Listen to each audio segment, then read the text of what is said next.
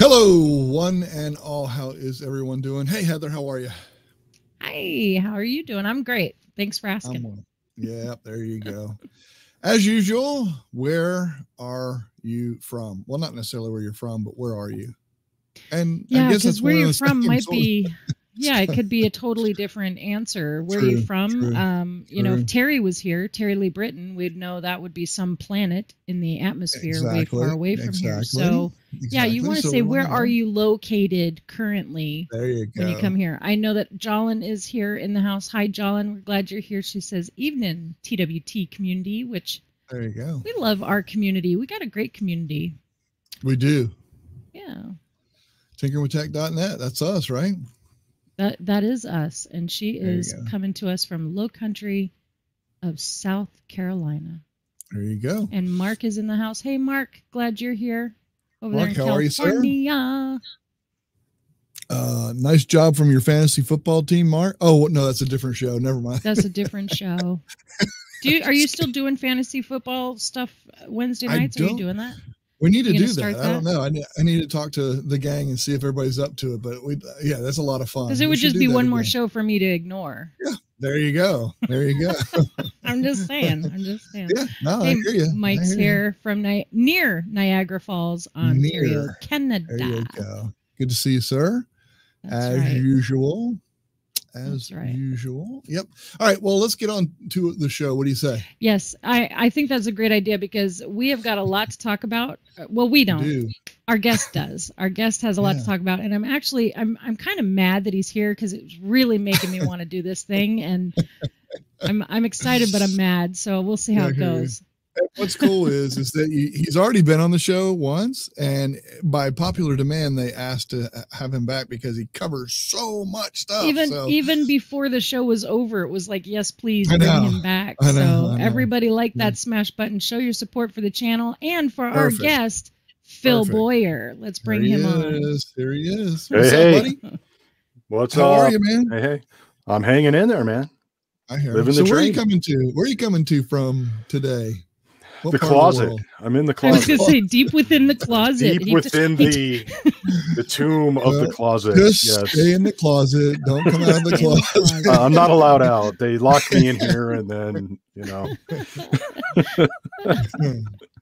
I agree with you, Mark. Mark says I'm really excited Phil came back on. Thanks, Mark. Yeah, happy to be back.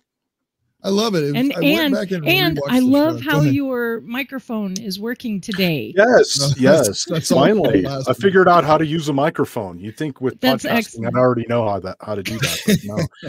Yeah, I finally got it figured out. Not the case always, right?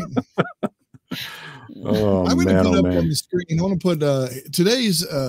You have a link for the show notes for this for right. Here. So once again.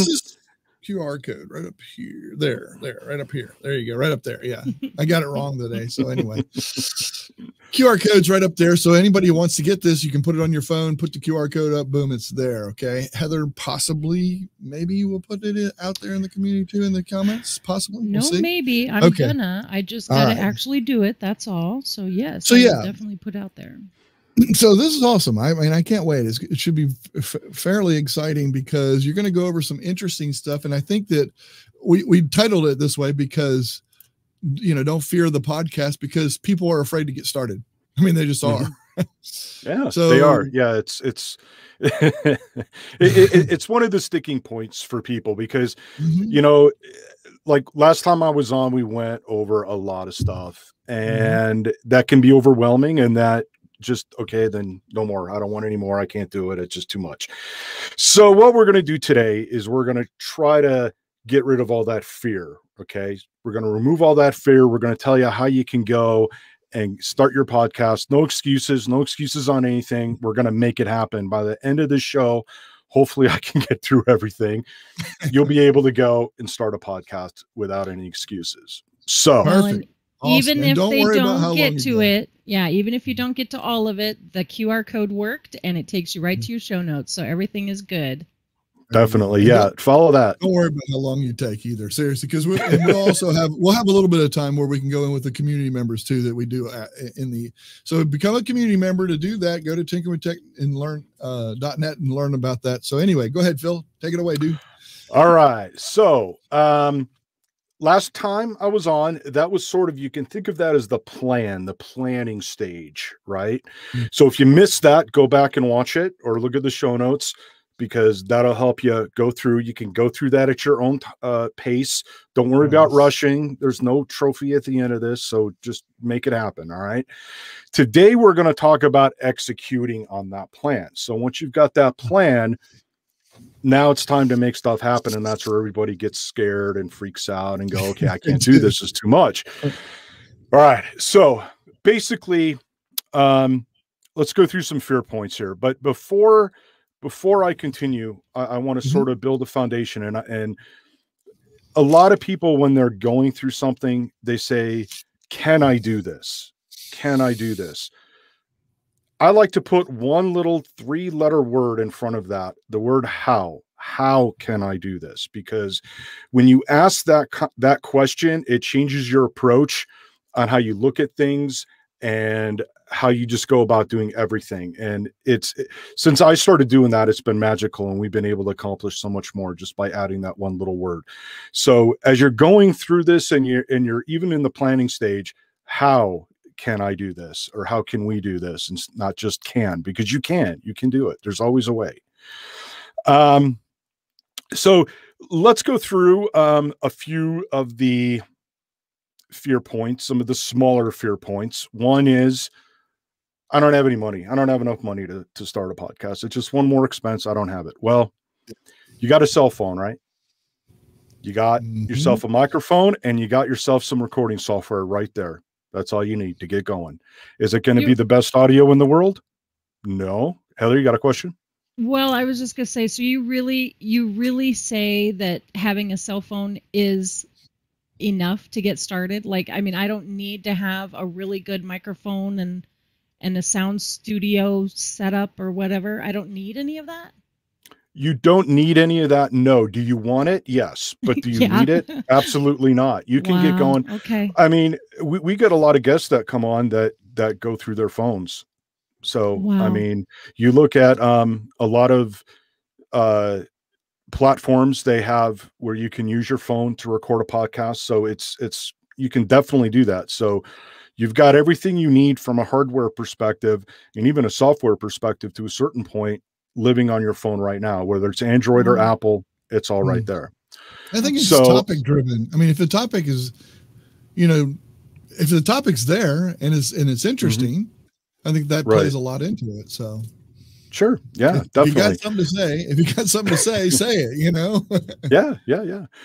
So, so basically there you go. Just to get started. I mean, I wouldn't recommend doing this long-term, but to see if this is something you want to do, go make it happen.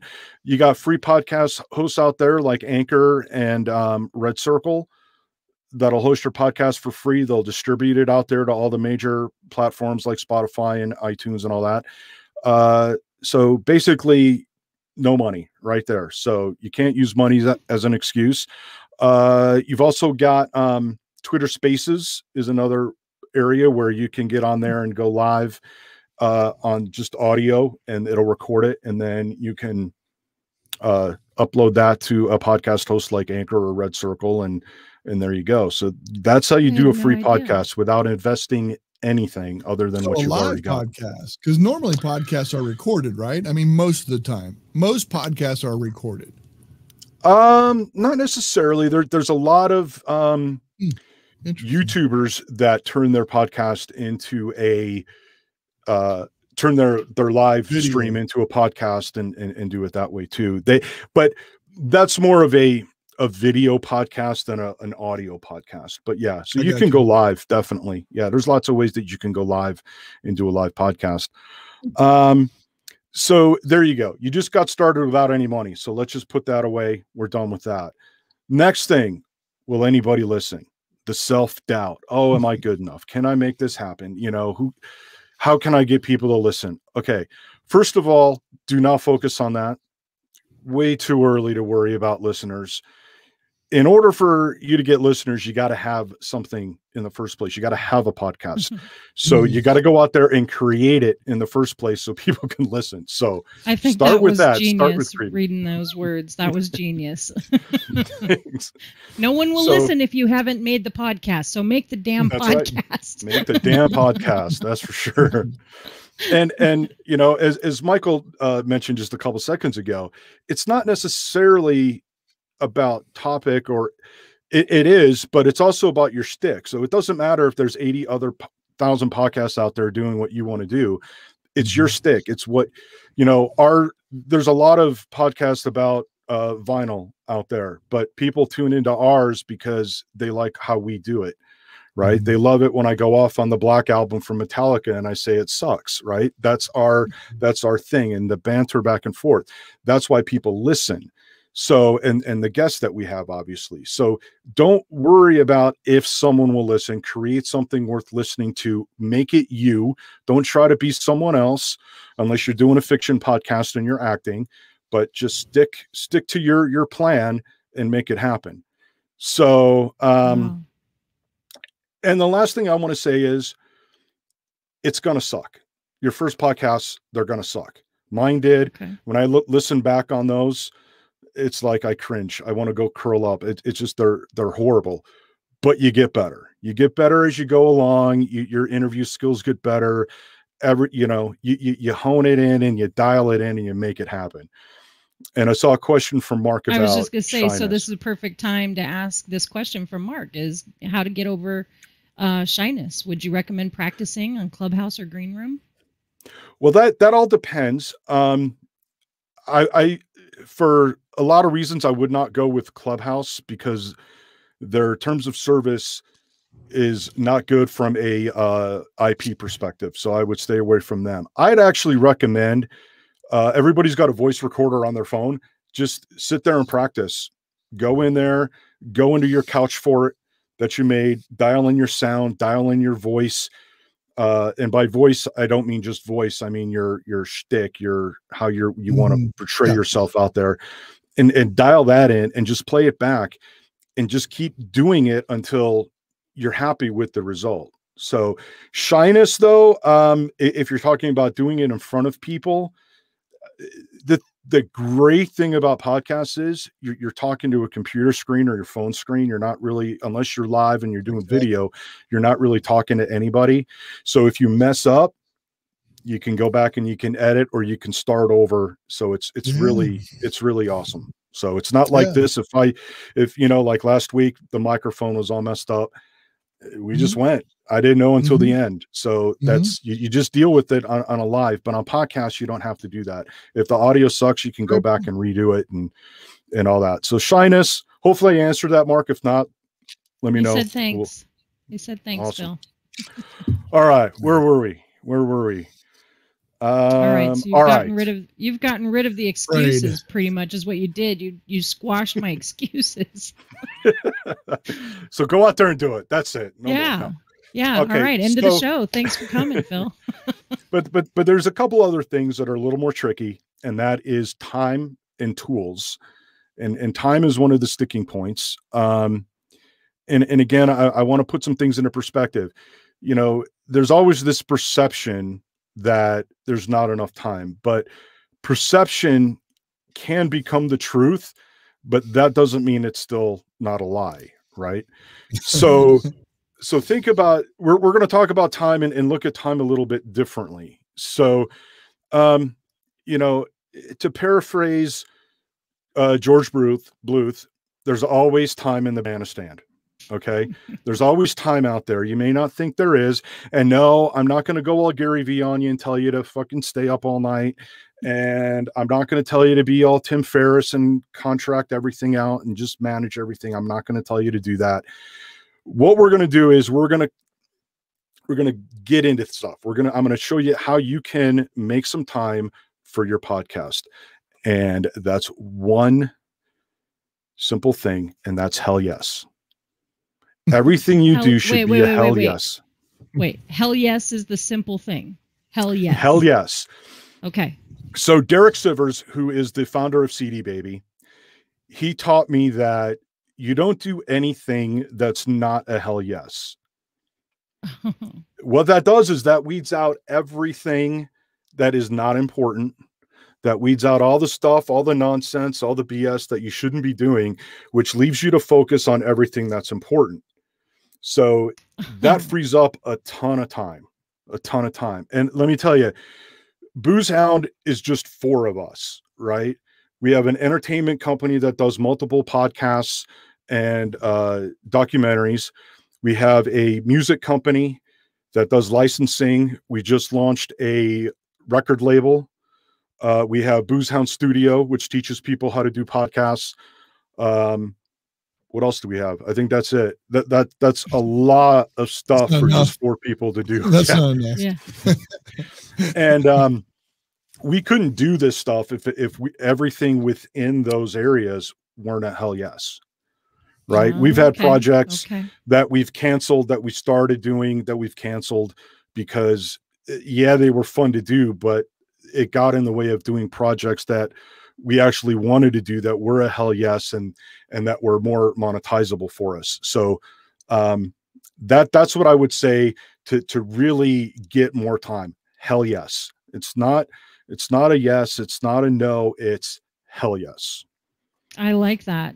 I think out of the show notes, just to remind everybody, that's what the QR code above my head is for the show notes for today's thing, just in case we don't get to everything, because he did write a lot in the show notes, is that you might want to check that out. But in reading those show notes beforehand today, I was floored by the hell yes part, because I think there's a lot of things in life that I say yes to, that I'm okay doing them, but I'd have way more enjoyable moments in life if I said yes to the hell yeses and kept the out of it. I think that's pretty genius. Yeah, it's saved us big time by doing that. So if you're not doing that, I highly recommend doing that. And you know, it might make some people unhappy. It may mean that you might have to quit a project that you're doing with someone because it's not a hell yes, and they may get mad at you, but you have to think of yourself and what you want to do in your dream. You have to live your dream, right? At least that's what I think. All right. So now we got all this time, right? So rather than sit around and drink a bottle of Red Breast and curl up in the corner wondering what we're going to do, let's dive in and let's talk about how we can use all this time wisely and make something awesome happen. So what I want to do is I want to go through the tools that we use at Booze Hound. A lot of them I talked about last time, and I'm going to go through sort of a basic workflow of creating a podcast episode. And I'm going to show you only three tools that we use to make that happen. Okay. So, let's see. First of all, when I look at a new tool, and I'm constantly evaluating tools just so I know what's out there, and if something's better, then I'll glom onto it. But when I evaluate a tool, I look at a tool to see not only will it do what it says it's going to do, but how many clones of myself I can get out of that tool. So in a way, I look at these tools as part-time employees that do all the stuff that none of us have to do. Right? They make it easy for us. So we can get a lot more done in a lot less time. So that's really the first thing, picking the right tools. Now, once you get the tool, you have to use that tool to its full extent, right? If you're not using a tool to every part of the tool, then it's probably not the right tool for you. You have to find that tool that you're going to take advantage of every little feature of it, so you can maximize your workflow and get some stuff done. The other layer on top of that, I would say, would be automation. And I'd love to get into automation today, but there's just not enough time for that. But there's tools like If This Then That and Zapier, and there's others that'll let you automate certain things to get things done, so you don't have to do it. It's all done for you. Automatic tweets, stuff like that. It's great. Okay, so what's the workflow? Right? So you're wondering, what does an average workflow look like to create a podcast? Well, you have to plan your podcast. you record your episode, you edit your episode, you add your intros and your outros, you encode the MP3, you maybe transcribe it if that's your thing, if you want that for SEO. You upload it to your podcast host, you write your description for it so people can find it and know what your episode's about, create all your show notes and everything. And then you hit that publish or the schedule button. I love scheduling podcasts ahead of time. I love batching stuff as I can and get it done so I don't have to worry about it, and I can work on the next batch of shows. And last but not least, you got to track your podcast so you know how well it's doing. A lot of stuff, 10 things on that list. There's a lot of stuff to think about. And it could be different per each podcast too, right? I mean, different ones have different ways and different things of doing. I mean, you know, is that true? Exactly. Or no? I mean, yeah, yes, okay. yes. Yeah. Everybody's podcast is going to be, your workflow is going to be differently, right, depending on the podcast that you do and what your work, if you have guests, if you don't have guests, everybody's going to be different. So, but this is sort of a generic sort of, right. No, right. I love this it. sort of one awesome. size fits all. Well, kind of gives you a guideline, you know, kind of gets you on a path anyway. Right. On a path for hell yes. On a path for hell yes. That's right. Oh, it's a quotable. Okay. So first tool I'm going to talk about is Dropbox. We use that to plan the podcast, and we also use it to store all the files related to podcast. So before I get going on Dropbox and planning and stuff like that, if you want to maximize your time, the great way to streamline that is to templatize and reuse things in your workflow. So as I go through some of the stuff in Dropbox, understand that there's templates behind everything I'm talking about. We've created all the templates. They're all custom. They're all specific to our workflow. Yes, that does take time. It doesn't take a lot of time. I think it took me an hour or two to create all these templates and get them dialed in. But now that I've got them, again, it's like an employee. I don't have to think about anything. I just fill it out and I go and I make it happen. If you go to click on the QR code, I've got screenshots of a couple of the templates that I'm going to talk about today. So for planning and collaborating, because we have collaborators all over the world that come in and help us. So we use that. So we have an episode template that we have people, we can add people in Dropbox. They can come in and add their things, leave comments. We can talk back and forth with each other. It's got all those tools. If you're not familiar with Dropbox, but familiar with Google Docs, same concept, same thing. And everything I'm talking about with Dropbox, Google Docs / Drive can take its place. So we have our scripts in there, our character development, all that stuff. So that's how we use Dropbox for planning. And that's part of the whole workflow right there. And that's basically number one. So tracking progress and accountability. So this is a big thing that we struggled with. So we have weekly to-dos and a current goals and plan of attack that we use to keep us focused and on track. And on top, and I think you'll see it in the screenshot, did we make our goals? Did we meet our goals? Yes or no? And if we didn't, then we have to account for that and say why we didn't meet our goals. And so it doesn't happen again. Right. So we have to keep ourselves accountable. And we also use, we have on our episode template, we have a place where like listens and stuff. So we see how each episode is doing compared to the previous month. So that way we can see if it's growing, and if not, okay, what's going on? See if it's worth doing, or exactly. Yeah, no, that's good. Right. So that's all in Dropbox. So let's see here. And then storage, I mentioned. So all the unedited and edited files, both audio and video, go into a folder in Dropbox. I think I mentioned last time, I've got my Reaper, my editing software, to automatically save to Dropbox. So everything is all in one place. So what's great about that is you don't have to worry or wonder where anything is, because I don't know about you, but before we had stuff in 8 different places, and trying to find it, we wasted so much time trying to find stuff. And when you know it's all in Dropbox and you have your system, your file system, it's, you know exactly where to go to find something, and you save so much time on that, and you get more done. It's awesome. So that's Dropbox. So that does a couple different things off of that. Let's go to Riverside, the next tool. And I talked about this last time too. So Riverside's, its main job is to help you record remotely. So if you have people in other areas, you know, parts of the country or world, they facilitate that, bring it together, just like Zoom or StreamYard or stuff like that, right? It's kind of the same thing. The thing is, there's other tools that do that. I've tried them all.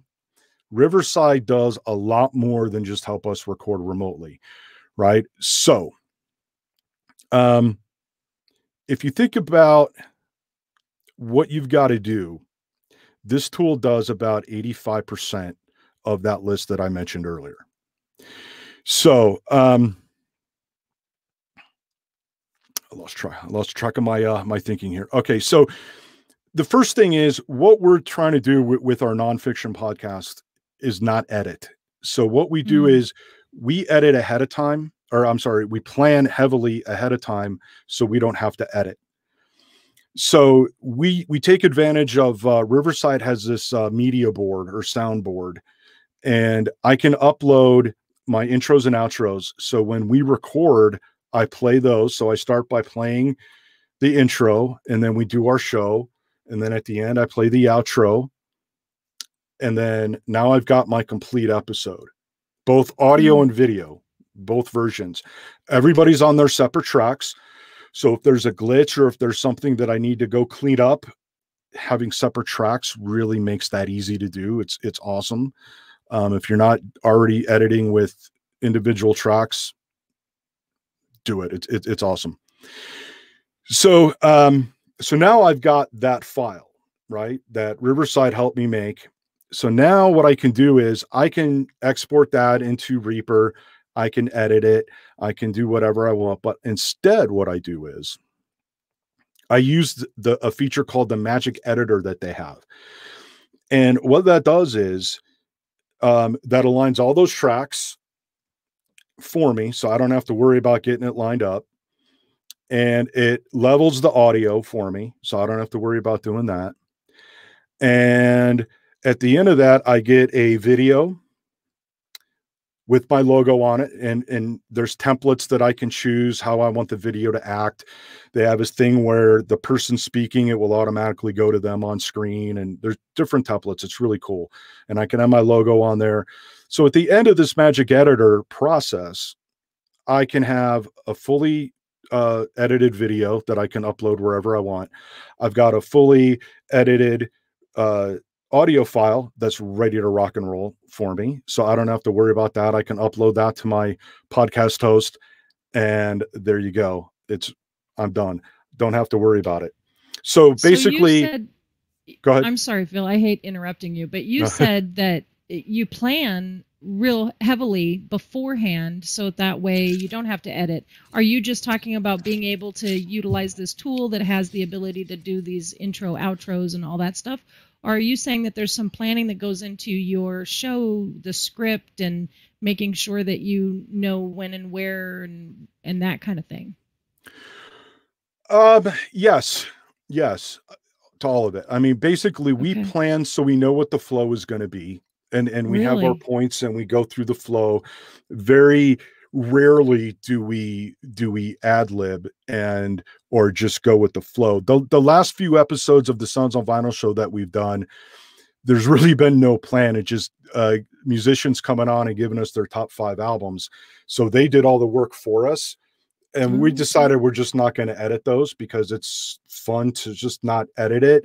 And our goal with that show is basically just sitting around, you know, listening to war stories and talking about records and music and all that stuff. So it works for the show. So we don't have to edit. The only time I have to edit is if there's a glitch in the audio, which sometimes stuff happens. It's technology, you know how it goes. So that's the only time that I'll edit. Leave the editing necessarily to creating a better quality version as opposed to rewriting the show. Well, I mean, the quality would be the same, right? Oh, because okay. I'd if I was going to go and edit and bring it into Reaper, I'd go through. I've got a process set up that levels all the audio and all that Yeah. stuff. But Riverside does that for me, so I don't have to worry about it. It does that in both the video and in the audio, so I don't have to worry about that. But in the planning of the show, we make sure that we're getting all our points across in the order that we want them to, and we stick to that plan. We stick to that, so there's no deviations. And if there is, we're careful to rein ourselves in if, you know, when we have to. So Very cool. So yeah, so that's editing. So okay, so where was I? You were talking Basically, about Riverside. You're talking about Riverside. You were talking about Riverside. Now Okay, so basically Riverside's got, it gave me the video file, it gave me the audio file. I can do what I want with those files. But we're not quite done yet, right? Oh, well, before I know what I was going to say, so in the span of whatever time it takes me to record the show, plus about 15 minutes, I have all that I just mentioned. Wow. 15 minutes. So that's how many points on your 10-point checklist of things to do I think show, it's right? about 4 or 5 of them. I think it's so all done it's with pretty much all the rest of them with one tool in about 15 minutes. Okay, gotcha. But the other thing that is really cool with this Magic Editor is that it gives me a transcript. Now, so you don't even have to do that. Right. I don't even have to worry about a transcript. Now, nice. In all fairness, the transcript isn't the greatest. It's not always perfect. It's about 85%. It's AI generated. It's never going to be as good as a human actually doing it, but it's free or part of the plan that I pay for. So, and it saves me a boatload of time. I don't have to sit here and, you know, write it all out or whatever. So that's the other thing it gives me. And that's one of the other items on the checklist, you know, transcript if you want it. And I can upload that to my host and it, because you can download a text or a SRT file. I can upload that to both YouTube or Vimeo and to my podcast host. So we can have the captions and all that too. So that's really cool. Saves a bunch of time.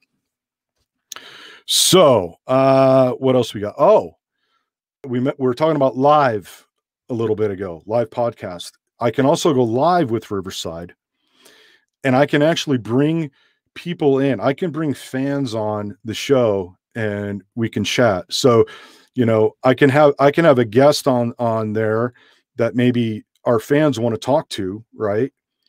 And so we can bring them into the show and they can ask their question and then we can kick them out and we go to the next one. And so we can sort of have a panel. We can do all sorts of cool stuff.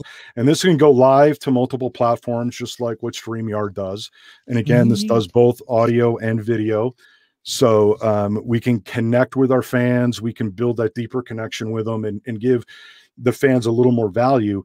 We can also monetize that, right? If we wanted to, we could say, hey, if you want to come on and talk to our big high profile guests, come join our community and make it happen, right? So that's what we can do. So those are all the things that Riverside does. And it does a couple things that aren't on that checklist, but are still really important to a podcast. So we got 2 tools so far, and I think there's only 2 things left on this checklist that we haven't done yet. Wow. Okay. Just done 2 tools. And what, 15 minutes worth of work, not including recording time. So here we go. Last but not least, third tool is the podcast host, my podcast host. Now, we don't often think of a podcast host as a tool. And maybe that's because people are using the wrong podcast host. I don't know. But what a good podcast host will do, well, pretty much they all do the last couple things that are on that list. They'll let you upload your podcast, write a description in there, that whole 9 yards, and get it ready to distribute to all the podcast players. Pretty much, even the free ones I mentioned earlier at the beginning, they do that for you. That's pretty much, if a podcast host doesn't do that, do not sign up for them, because that's exactly what you're going to need. So we've taken care of our list. We've got all our stuff ready to rock. Now, I use 𝐞𝐽𝐸. I think I mentioned this last time. Captivate does a lot of cool things that go beyond this checklist, again, that are still important to a podcast. So one of those things is a website. They give you a website. And again, a lot of the podcast hosts will give you a website too. But what Captivate does is they let you have they have templates that you can customize. It's still a certain look, but you can do color schemes. You can do all sorts of stuff. If you go to the show notes, I did a screenshot of our A Walk in Darkness podcast website, so you can kind of see what that looks like. It looks pretty good. It looks professional. It does the job. It auto updates with new episodes. So every time you release a new episode, it'll pop up right there. You can tell it if, how your podcast is, if it's serial or if it's, whatever. So it'll list it in the right order. So for Our Walk in Darkness, it's a serial. You want to start at the first episode, not the last. So it does that accordingly for me automatically. So that's really cool. So the other thing that it does is it gives me, well, let's go back to websites for a minute. I can build websites. I've been building websites since 1994. It takes too much time. There's like 8,000 different devices you got to design for. It's a pain. It takes a ton of time. Why go through it when you don't have to? It's one less thing for me to do. I would rather start writing shows, putting it in the writing and creation process than build on a website. So that's just one of the things. You can use your own domain name. I'm not sure if I mentioned that, which is really good. So branding wise, it's all right there. So that's websites. The other thing that this does is it's really cool, especially if you do an educational podcast, is you can do these things they call collections. And so you can take episodes that are on a certain topic, let's say, and you can put them together in their own player. And you get a feed, its own separate RSS feed. It gets its own player that you can embed on your website or wherever it is if you have an external website. And it's really cool. You could, I don't see why you would want to, but theoretically, because you've got an RSS feed, you could actually create a separate podcast out of that if you wanted to, and have a podcast within a podcast within a podcast. And then you're either taking the red or blue pill. And I was just going to say, Inception has just now taken over. We're in the Matrix now, right? We're in the Matrix. Okay. All right. So that's really cool. And that's something, again, that will be taken advantage of with Busan Studio, because I think that's going to be a lot of fun to play around with. The other cool thing is, now most of you will probably only do one podcast. I know some of you may be thinking of, you might do a couple or three, or if you're an idiot like me, you do a bunch of them. You can do a podcast network on Captivate. And the cool thing about that is that comes with its whole slew of different features that you don't have just with a regular podcast. So even if you have one podcast, you can just add that to your podcast network and get all those features like episode drops and cross promos. And they actually give you another website specifically for your network. So if you have multiple shows, and again, it auto updates and all that stuff. So you don't have to worry about management, and you can have your own domain name and the whole 9 yards. So it's really, really cool. And I think what they're talking about working on, letting all the Captivate customers do episode drops with each other. That's not available now, but I think so you can do a lot of cross promotion and stuff like that to really, again, increase the reach of your podcast. So again, that's marketing, that's extending reach. So again, this tool is just doing that much more for me that I don't have to worry about, because there's other websites out there that'll help you do that you can go and it'll help you grow and do the cross promos and stuff like that. But this tool's got it right there and it's built in, and it's awesome. The last thing I'll talk about with Captivate is they have this thing called links, that you can have different links. So let's say you've got an advertiser, let's say. Well, we can create a special link with our domain name, of course, for branding, and we can direct that link anywhere. So for instance, we had an advertiser on our Sounds on Vinyl show a few weeks ago. It's a record store. So we could say, go to soundsonvinyl.com/record record store name, and it directed to their website where they sell their stuff. Okay. So again, you can monetize that tool, makes it easy for your listeners. Or if you like Michael, you had one of those classes a couple weeks ago that you were doing the same thing. You could link to that and have that, tinkeringwithtech.com and whatever, and go right to there. So it makes it easy for you to say links in your podcast, because it's not like video where you can throw stuff up there, tinkeringwithtech.net, not .com. So you have to say it, so it's audible, and you want something easy for people to remember, right? So this is a phenomenal tool, and again, it can help you do a lot of things that would otherwise be difficult to do. So this is stuff that's helping you. A lot of these tools, this is what I'm recapping from all this. This is stuff that automates a lot of the stuff, so you don't have to physically do a lot of this stuff, and you can concentrate. It kind of goes back to what you said originally. I want to concentrate on doing what I do. Right. I want to do a podcast, make it you. You're saying make it you, so you don't. And these tools help you do that, so you don't have to sit there and dwell and work on all this kind of stuff. You can focus on the things that you do.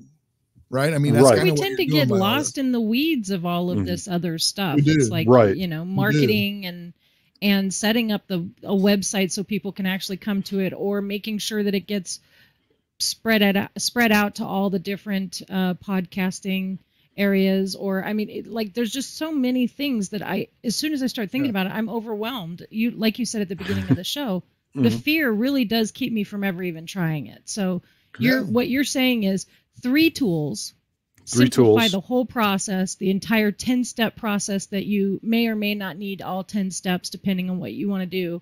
And and it really simplifies everything, and it helps you focus on the content, like Michael just said.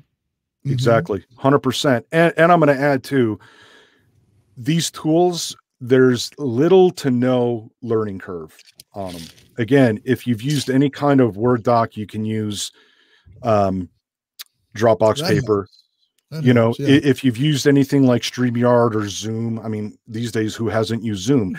Well, you can use Riverside. It's the same thing. You spend, a half an hour, and you got it dialed in, because it's got some stuff, that's specific to podcasting and what they're trying to do. But once you get the hang of it, I mean, it's going to save you so much time. And that's the thing too. Tools come with this big, huge learning curve. And these tools that I chose today, they don't have a learning curve really. Again, with Captivate, it's a lot of filling out forms, right? That's all it is. Oh, one thing I forgot too with Captivate, which is really cool, especially when we're talking about monetization, and I almost talked about monetization today, but the other thing it has is it's got this one-click instant sponsor kit that you can create. You write a little description, click a button, and it creates this PDF that you can hand to potential sponsors to get them to advertise on your show. One less thing I got to do. I just got to write this little description, which I already have. I can copy and paste it in there, and bam, I'm done. In 2 seconds, I got a sponsor kit. So again, no learning curve, filling out forms. It's piece of cake. Wow. Love it.